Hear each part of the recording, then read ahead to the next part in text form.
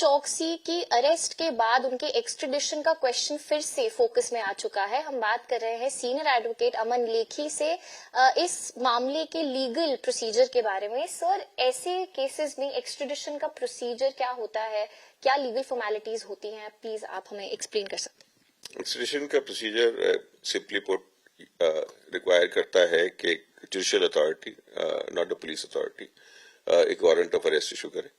वो warrant of arrest is starting point और वो एक्सट्रेडिशन रिक्वेस्ट का एक हिस्सा बनता है। वो वारंट ऑफ अरेस्ट के अंदर सेक्शंस लिखे जाते हैं जिसके लिए वो वारंट ऑफ अरेस्ट इशू हुआ है। इन दिस केस एक open ended warrant of arrest. Open ended warrant of arrest का मतलब कि उसकी कोई एक्सपायरी डेट नहीं है, इस करके इशू हुआ है जब तक वो कैंसिल नहीं हो या इफेक्ट ना हो जाए।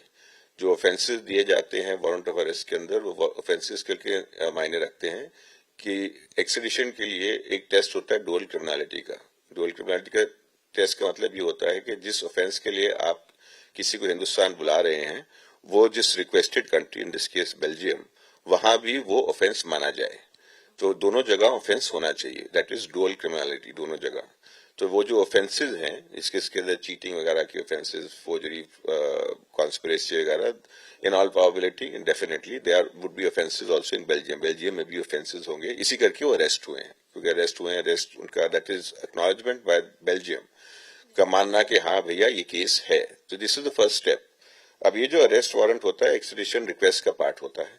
एक्सट्रेडिशन रिक्वेस्ट के अंदर आप पूरा केस के बारे में और अक्यूज के बारे में लिखते हैं। आप अक्यूज कौन है आइडेंटिफाई कैसे करते हैं, उसका केस का क्या लिंक है, केस क्या है, और इसका पूरा पर्पस होता है दिखाने का कि एक प्राइमा फेशी केस है कि नहीं। जब प्राइमा फेशी केस हो, क्योंकि फ्यूजिटिव क्रिमिनल है, फ्यूजिटिव क्रिमिनल वो होता है जो आइदर अक्यूज्ड हो या कन्विक्टेड हो। इन दिस केस ये अक्यूज्ड है। तो ये दिखाने के लिए जो भी रिक्वेस्टेड स्टेट है कि हाँ भाई ये केस है जिसके लिए चौकसी की जरूरत है हिंदुस्तान में, उसको प्रोसिक्यूट करने की, वो एक्सट्रेडिशन रिक्वेस्ट बनती है।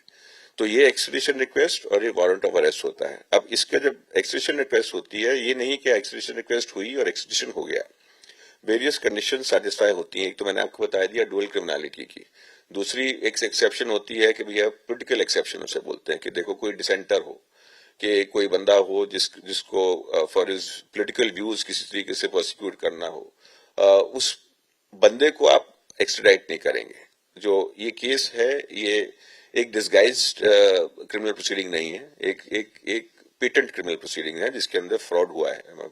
Punjab national bank, state bank, axis bank, आप बात करिए जिन बैंकों की, सब किसके अंदर कई हजार करोड़ रुपए गए हैं। तो इस करके ये पॉलिटिकल ऑफेंस एक्सेप्शन मेरे हिसाब से नहीं बनती। बाकी उनका क्या केस बनता है वो दिखाएंगे, उस समय बात करेंगे।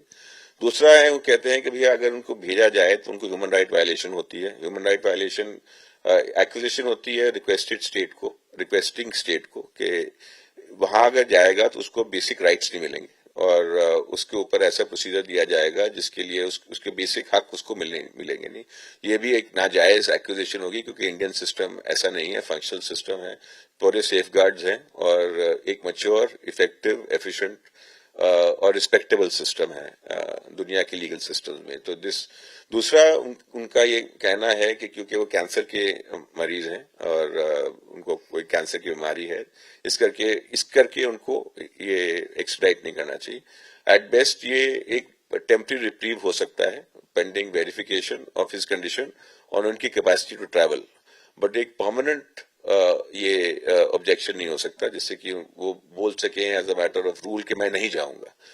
क्योंकि एज मेडिकल सिस्टम भी हमारा बहुत एडवांस डेवलप्ड है और ये है नहीं कि हमारे में एक कैपेसिटी नहीं है ट्रीटमेंट करने की, and as long as is fit to travel उनको यहाँ ट्रीटमेंट हो सकता है।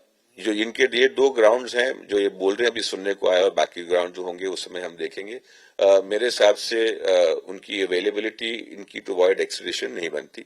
और तीसरा इनका कहना है कि फ्यूजिटिव ऑफेंडर नहीं है, फ्यूजिटिव ऑफेंडर नहीं है, इसका क्या एक्सट्राडाइट नहीं हो सकते। ये भी मेरे हिसाब से गलत है, क्योंकि फ्यूजिटिव ऑफेंडर एक डिफरेंट स्टैट्यूट के अंदर है, उसका एक डिफरेंट पर्पस है।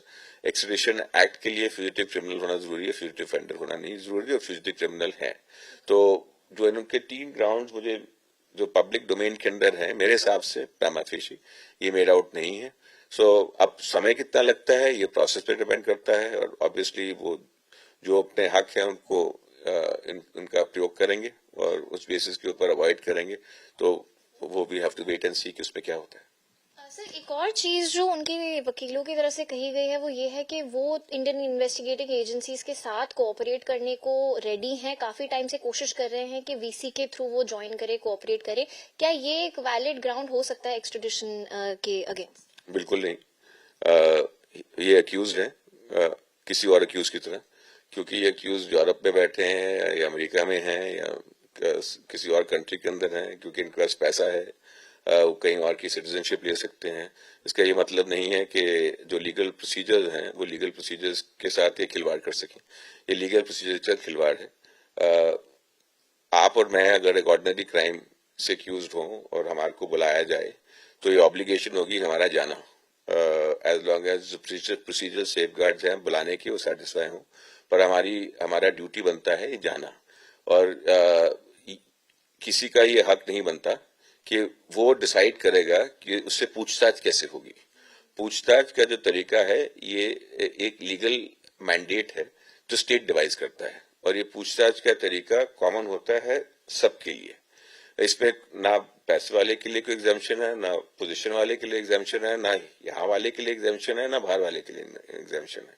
तो उनका ये बोलना कि मैं बहुत अच्छा आदमी हूँ क्योंकि मैं वर्चुअली तुम्हारे से बात कर सकता हूँ, ये एक मजाक, खिलवाड़, एक जोक है, और ये शो करता है contempt for Indian legal authority.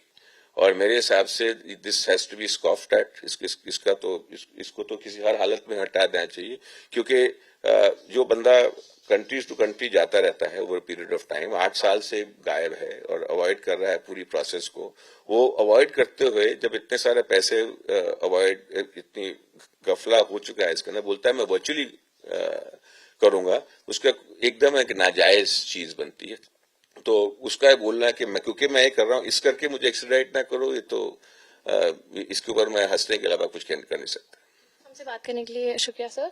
Mehul चौकसी की अरेस्ट के बाद क्या इस बार इंडियन एजेंसीज उन्हें वापस भारत ला पाएंगी या नहीं, ये देखना अभी भी बाकी है। मेहुल चौकसी की अरेस्ट के बाद उनके एक्सट्रेडिशन का जो सवाल है वो फिर से खड़ा हुआ है। हम बात कर रहे हैं सीनियर एडवोकेट संजय हेगड़े से इस मामले के कानूनी इम्प्लीकेशंस जानने के लिए। सर अगर लीगली हम बात करें तो एक्सट्रेडिशन का प्रोसेस ऐसे केसेस में क्या होता है? देखिए, एक्सट्रेडिशन के वक्त पहले ये तय होता है कि ड्यूअल क्रिमिनलिटी रूल, यानी जिसके तहत जिस कंट्री से एक्सट्रेडिट किया जा रहा है वहाँ भी ये क्राइम बनता है, और जिस कंट्री में जो उसे वापस ले आना चाहती है वहाँ भी क्राइम हुआ है। तो ये ड्यूअल क्रिमिनलिटी चेक करने के बाद फिर जब सरकारी अफसर एक्सट्रेडिशन के ऑर्डर पास करते हैं वो कोर्ट्स में चेक किया जाता है।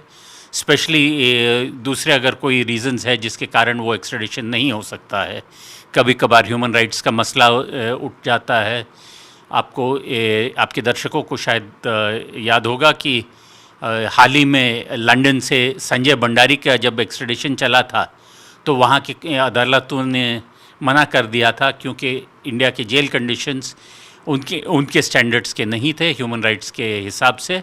और इस मामले में भी जहां चौकसी को कहता है कि फ़िलहाल कैंसर है, तो ऐसे हालात में अगर उसे एक्सट्राडाइट किया गया और उसके परिणाम मेडिकली विपरीत निकले तो फिर ये सवाल भी होगा कि इस वक्त उन्हें एक्स्ट्राडाइट किया जाना चाहिए या नहीं। सर उनके वकील का ये भी कहना है कि वहाँ पे भी कुछ लीगल रेमेडीज़ हैं जिसे वो यूटिलाइज़ करना चाहते हैं, बेल मूव करेंगे, अपील फाइल करेंगे, ऑल्सो कि बहुत तबीयत उनकी काफ़ी ख़राब है, कैंसर का ट्रीटमेंट ले रहे हैं। क्या ये सारे फैक्टर्स एक तरीके से एक्सट्रेडिशन के अगेंस्ट प्रोटेक्शन उन्हें दे सकते हैं? देखिए, जो एक्स्ट्राडाइट नहीं होना चाहता है वो हर कोशिश करेगा उस जगह में रहने के लिए।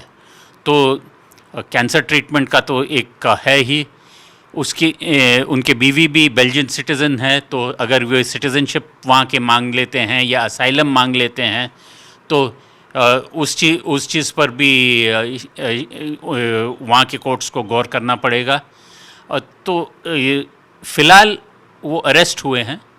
अरेस्ट होने के बाद अगर वो ये साबित करें कि वो कहीं भागे नहीं जा रहे हैं वो ट्रीटमेंट में ही रहेंगे वगैरह वगैरह, तो शायद बेल मिल जाए, पर एक्स्ट्रेडिशन का जो मामला है कोर्ट्स में और एडमिनिस्ट्रेटिव प्रोसेस वो चलता रहेगा। सर, इसी से सिमिलर एक और चीज़, उनके वकील का ये भी कहना है कि अभी तक उन्हें फ्यूजिटिव डिक्लेयर नहीं किया गया है, और वो जो इंडियन इन्वेस्टिगेटिंग एजेंसीज के साथ कोऑपरेट करने के लिए ऑनलाइन भी वो रेडी हैं, और अगर ऐसे में एक्स्ट्राडाइट किया गया तो ह्यूमन राइट्स के खिलाफ होगा। ये उनके मेन ग्राउंड्स हैं। तो क्या ये ग्राउंड्स कोर्ट्स के सामने या एक्स्ट्रेडिशन प्रोसेस में वे इन करते हैं? देखिए, फ्यूजिटिव डिक्लेयर करने की मेरे जहाँ तक का नॉलेज में है वहाँ उसकी कोई ज़रूरत नहीं है। अगर ड्यूअल क्रिमिनलिटी है और एक पेंडिंग वारंट है तो वारंट एग्जीक्यूट करके एक्स्ट्रेडिशन प्रोसेस तो शुरू हो सकता है। तो पर डिले करना तो उनके वकीलों का काम होगा ही, और ये लाजिम है कि जो सारे बहाने हैं, जो सारे रीजंस है, सबका उपयोग होगा। हमसे बात करने के लिए शुक्रिया सर। ये थे सीनियर एडवोकेट संजय हेगड़े, जिन्होंने काफ़ी साफ तौर पे ये समझाया है हमें कि जिस बिकॉज मेहुल चौकसी को अरेस्ट किया गया है, इसका मतलब ये नहीं है कि एकदम से उन्हें इंडिया वापस ले आया जाएगा। एक्स्ट्रेडिशन का प्रोसेस जो होता है वो काफ़ी लंबा होता है। कैमरा पर्सन रितेश मिश्रा के साथ नई दिल्ली से सृष्टि ओझा, आज तक।